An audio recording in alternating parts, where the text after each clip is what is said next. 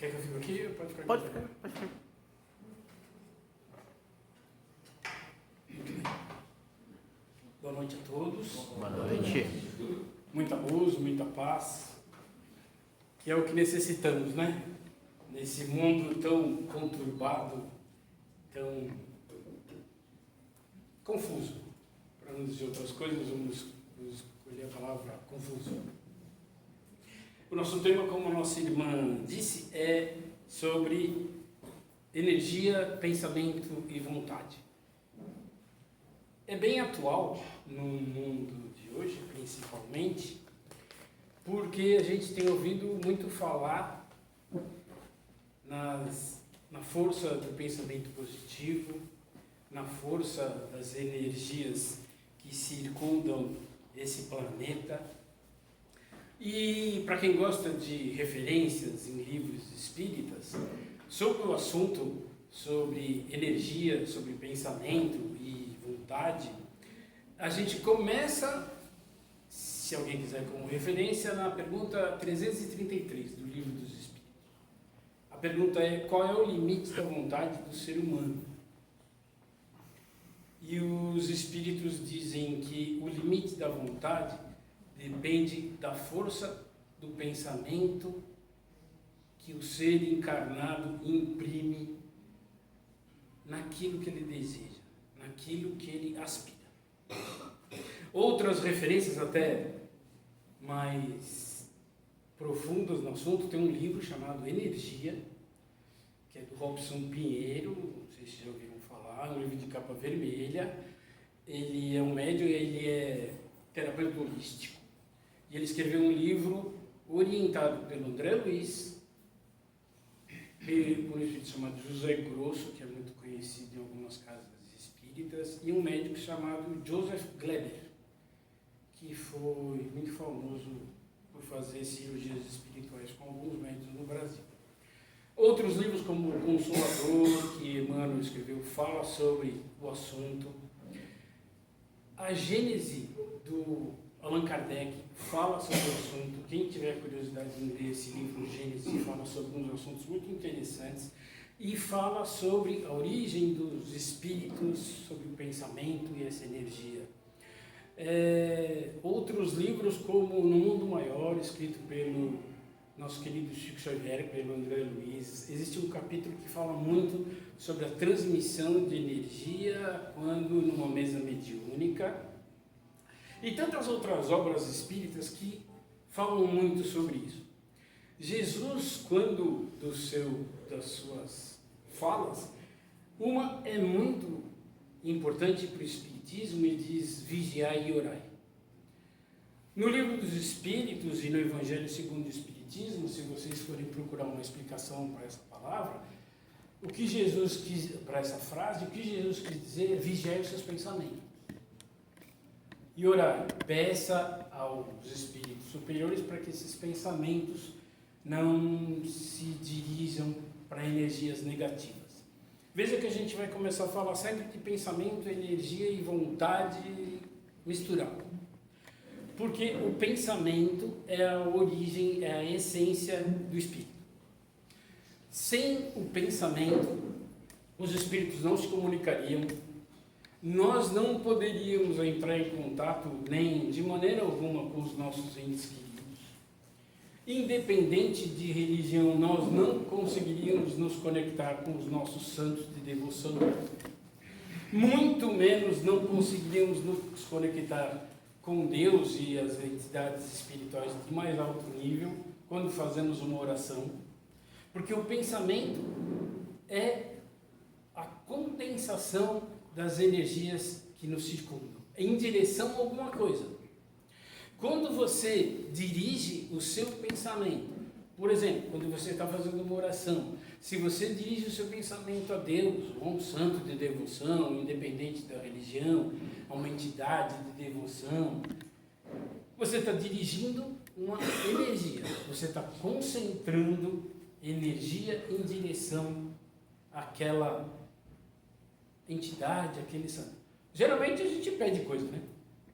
Na maioria das vezes é socorro, me ajuda, pelo amor de Deus.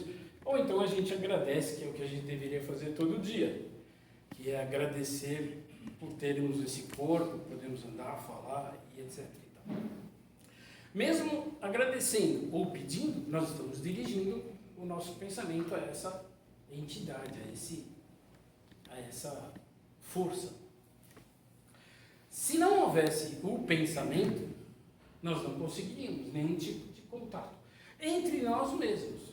Seria muito diferente, porque nós somos e nós agimos e nós expressamos o que nós pensamos. A psiquiatria, a psicanálise, a psicologia vem estudando isso há muitos anos. A origem dos sonhos, a gente pode aqui falar sobre muitas outras coisas, mas para a gente não divergir, para a gente não sair do caminho. O que interessa para a gente no Espiritismo, inclusive Emmanuel diz isso, que é nesse livro que eu citei para vocês, No Mundo Maior, que a essência do Espírito é o pensamento. Tudo o que nos cerca tem origem nos pensamentos. Energia é a condensação desses pensamentos. Há um tempo atrás, um cara chamado Sócrates, há muito tempo atrás, usou uma palavra chamada egrégora. E muitas religiões falam dessa palavra. É uma palavra usada até no esoterismo, é usada por várias religiões, até pelo catolicismo.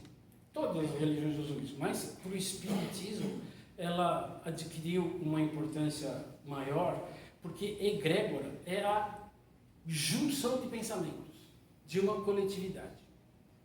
Por isso a gente vai encontrar muito nos livros espíritas as egrégoras que formam ambientes no mundo espiritual. No mundo espiritual a gente tem algumas camadas de habitantes, espíritos habitantes daquelas camadas. As camadas se formam por conta dessas egrégoras. O pensamento da coletividade de espíritos forma aquele ambiente. Por isso existem ambientes iluminadíssimos, ambientes onde a paisagem é florida, calma, os ambientes são até musicais. A gente não consegue imaginar, a gente até tenta, mas o ambiente transmite paz extrema, uma beleza indescritível. Esse ambiente é formado pela egrégora de pensamento dos espíritos superiores. Eles só têm pensamentos sublimes, só desejam o bem, só fazem o bem, só estão dirigidos para o bem, nosso bem. Por isso que eles estão sempre voltados para nós, que ainda estamos rastejando aqui na Terra. Para eles nós somos criancinhas no pré-primário. E a gente está aprendendo, tentando, cambaleando, tentando evoluir. E assim, se a gente puder imaginar várias camadas no plano espiritual, a gente vai chegar numa camada profunda, onde os ambientes são realmente escuros, os ambientes cheiram mal, os ambientes são... o chão é lodo, as árvores são secas, e a gente pode imaginar um filme de terror. É parecido. Porque a egrégora de pensamentos dos nossos irmãos que habitam aquela região é da mais pura baixeza. São frequências de pensamento muito baixas. O que eu quero dizer com isso é que a força do pensamento cria uma atmosfera em volta de nós. Por isso que a gente entra em alguns ambientes e a gente se sente muito mal. Com certeza, vários de nós já entrou em ambientes que, meu Deus, me deu uma dor de cabeça. Ou então você sente que o ambiente, a gente usa a expressão pesado. Esse ambiente é muito pesado para mim. Ao contrário de outros ambientes em que você entra e não quer mais sair, porque o ambiente é tranquilo, suave. O que eu estou querendo demonstrar para vocês é que na nossa vida do dia a dia, no nosso cotidiano, a gente está cercado de energia. Aliás, nós mesmos somos energia. Einstein, quando descobriu a teoria da relatividade, explicou que nós somos energia condensada. Desculpa. Se a gente for colocar o nosso corpo humano num microscópio ou num aparelho que consiga ir penetrando nas nossas entranhas, nós vamos ver que nós somos um aglomerado de átomos. Hoje já não é mais átomo, né? Tem partículas menores dentro do átomo. E nós somos um aglomerado de substâncias, de pequenas substâncias que são agregadas, que são juntadas. Nós somos energia condensada. Por isso, o Espiritismo explica que quando a gente desencarna, quando a gente perde o corpo físico, a gente volta a ser energia condensada numa forma mais suave, numa forma menos grosseira do que o corpo. O corpo é pesado, tem osso, tem pele. O espírito não tem isso. Nós somos cercados por um invólucro, que a gente pode imaginar como se fosse um escafandro, que protege a gente, o espírito, protege o espírito de influências do ambiente onde a gente se encontra. Acontece que esse escafandro, se a gente puder imaginar, esse escafandro é magnético. Tudo que está em volta do perispírito, ele absorve. Por isso, em algumas obras espíritas, vocês vão encontrar coisas chamadas miasmas espirituais. O que são isso? Energias que a gente absorve no perispírito e quando a gente desencarna, essas energias continuam com a gente. Por isso a dificuldade de muitos espíritos em se locomoverem, em se comunicarem, em deixarem os ambientes onde eles viveram por muito tempo, em deixarem de ter ódio, rancor, raiva, algumas emoções muito negativas, que se prendem a ambientes sem motivo lógico nenhum. Posso citar aqui um exemplo para vocês. Muitos já viram filmes e já ouviram falar, já leram livros, pessoas que viveram na época da escravidão, ou então na Idade Média, vamos voltar mais para trás, em que as pessoas escravizavam outras, prendiam as pessoas com corrente nos calabouços. Muita gente no plano espiritual ainda se sente acorrentada, de tanto ódio que ela tem da pessoa que fez mal para ela, ela não consegue se libertar daqueles pensamentos de ódio, de rancor e de mágoa. Por isso, no plano espiritual, ela se sente acorrentada. E o pensamento dela é tão forte, a ligação é tão forte com aquele ambiente em que ela estava, que a corrente é plasmada no plano espiritual. Para quem tem o dom da vidência, a pessoa consegue enxergar o espírito acorrentado. Bom, tudo isso para dizer para vocês que o pensamento que circunda a gente e o pensamento dos outros que circundam a gente no mesmo ambiente fazem o nosso ambiente, fazem o nosso redor. Por isso, quando Jesus falou orai e vigiai, vigiemos nossos pensamentos e vamos pedir para aqueles em quem a gente tem fé, para ajudarem a gente a estar sempre cercado de energia positiva. Porque aqueles que não estão cercados de energia positiva, eles não só prejudicam a eles mesmos, mas eles ajudam a desequilibrar o ambiente. Aqueles que trazem com eles energias pesadas, como inveja, rancor, ódio, mágoa, essas energias que todo mundo sabe quais são, essas pessoas, além de estarem desequilibradas internamente, se a gente for pensar nesse perispírito, nesse escafandro que circunda as pessoas, ele é completamente desorganizado. A energia que circunda essas pessoas está em completa confusão. Por isso essas pessoas, em geral, são pessoas confusas. São pessoas que têm pensamentos muito confusos. E por isso o mundo está confuso. Porque muita gente, gente até que recebeu momentaneamente poder, por ter essa energia forte, pensamentos confusos, acaba desequilibrando as pessoas que circundam ela mesma. Portanto, o que a gente precisa é se preparar para que essa energia que circunde a gente esteja sempre em equilíbrio. Como a gente faz isso? Como eu disse, o pensamento é a canalização da energia. Diz Emmanuel, nessa obra que eu citei, a diferença entre desejo e vontade. Vontade é a canalização dessa energia em direção a um objetivo. Por exemplo, eu tenho vontade de ajudar as pessoas.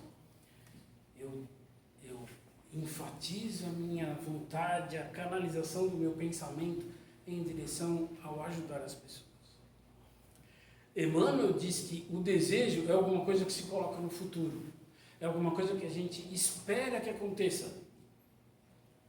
Não é uma canalização do pensamento, é uma visão futura. Por exemplo, eu desejo parar de fumar. Talvez um dia eu consiga, talvez não. Eu desejo parar de beber. Pode ser que eu consiga, pode ser que não. Eu desejo que o Brasil seja... Pode ser que aconteça, pode ser. Já quando eu digo que eu tenho vontade de ajudar as pessoas, é uma coisa mais concreta. Diz Emmanuel, nas palavras dele, que a vontade é a condensação do pensamento em direção a algo mais concreto. Por exemplo, se eu digo que tenho vontade de beber água, é muito fácil, eu chego e bebo. Então, a diferença básica entre energia, pensamento e vontade é a união deles. Pensamento é a força básica, energia é o que move, é o motor do pensamento, e a vontade é onde se leva o pensamento. Para tornar a coisa mais palatável, imagine quando a gente dirige nossos pensamentos a Deus e que nós fazemos a oração mais conhecida de todos, que é o Pai Nosso. O Pai Nosso é um monte de vontades e um monte de agradecimentos. O Pão Nosso de cada dia nos dai hoje.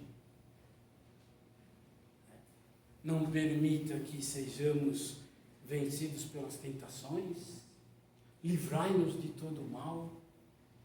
Quando você expressa essas palavras com muita força, quando você pede aos espíritos superiores, livrai-me de todo mal, ou até a Deus, que é o nosso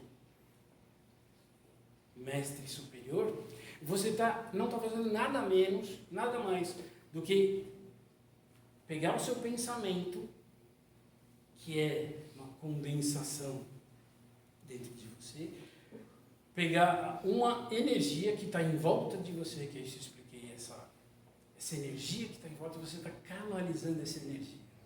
Explicam os espíritos que a energia transporta o pensamento. O pensamento em si, ele é estéril.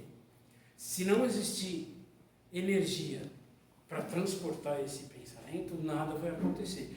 Por isso, nada acontece entre o médium e o espírito protetor, ou o espírito que quer se comunicar, se não houver vontade do médium em se manter útil, em se manter afastado de pensamentos negativos, em se manter à disposição do espírito que está em volta.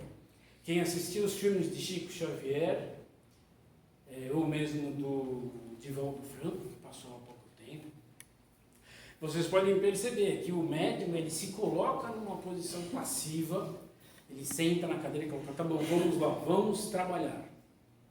É assim que o médium se dispõe à comunicação com os espíritos. Se o médium não quiser, pode acontecer essa comunicação, mas vai ser truncada, porque as energias estão em desequilíbrio. É muito importante esse equilíbrio das energias que cercam a gente. Por isso é muito importante cultivar pensamentos positivos, sejam eles quais forem. Toda vez que a gente tem a oportunidade de ajudar alguém, seja qual for a pessoa e seja qual for a oportunidade, ajude. Parece piegas, parece meio ridículo, mas eu gosto muito e falo muito sempre que eu faço palestra, eu sempre digo isso, então não é até repetitivo, porque eu acho muito importante, até para mim. Existe uma passagem de Madre Teresa de Calcutá, e que ela, dando uma palestra, ela disse: se alguém fala mal de você, continua fazendo o que você fazia. Se alguém disser que está errado fazer o bem, continua fazendo.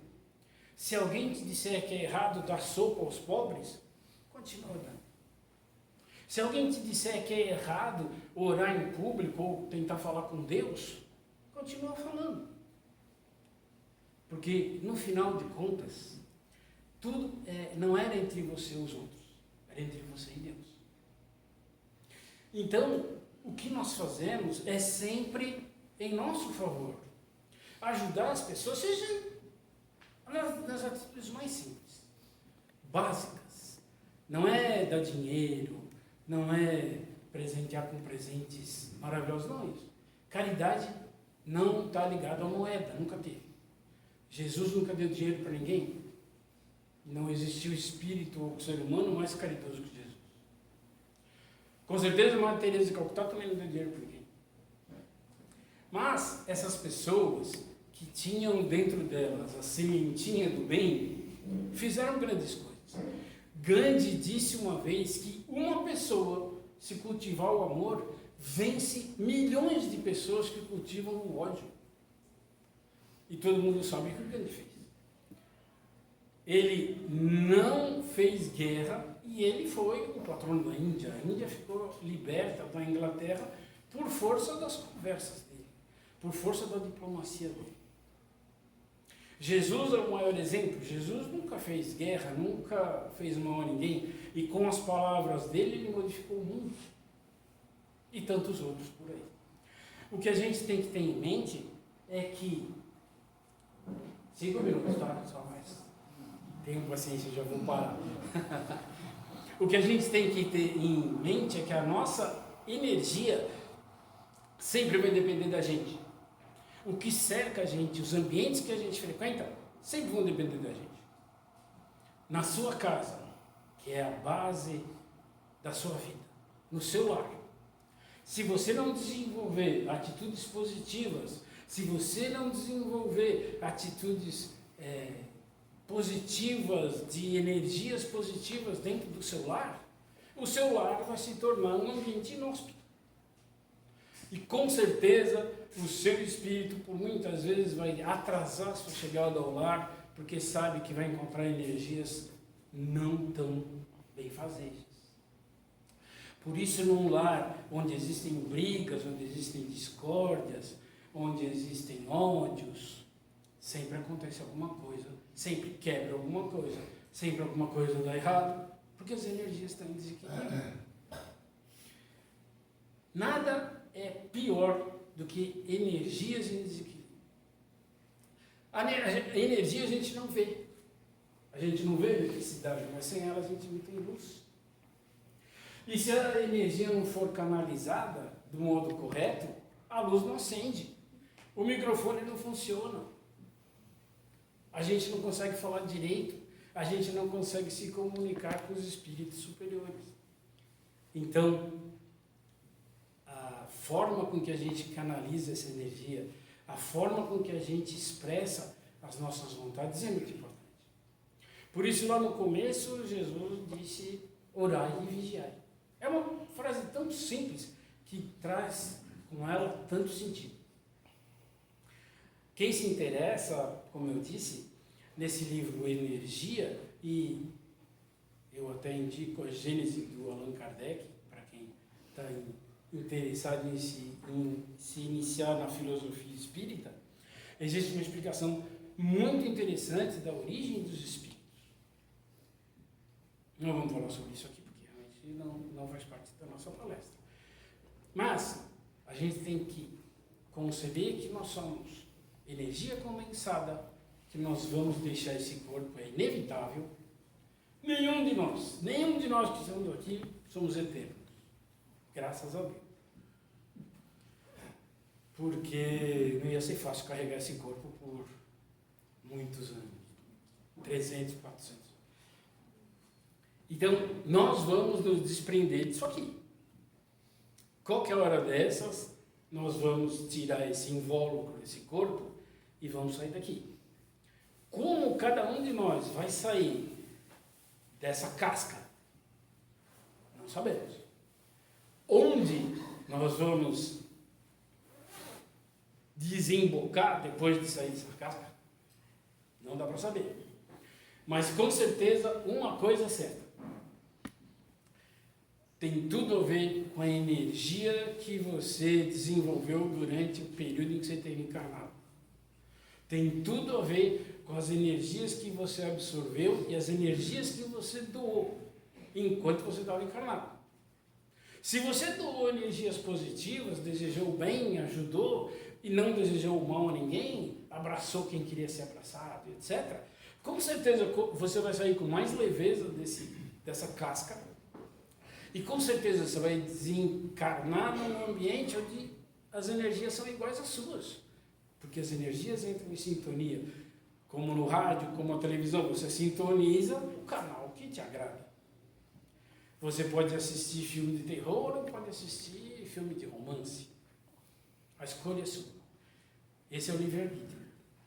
A forma que você doa a sua energia, a forma que você alimenta essas energias, a escolha é sua. Mas na hora em que você abrir esse corpo, tirar o zíper e sair, a responsabilidade é toda sua, porque aquilo que você vai encontrar é fruto e resultado das energias que você cultivou. Por isso, a gente sempre costuma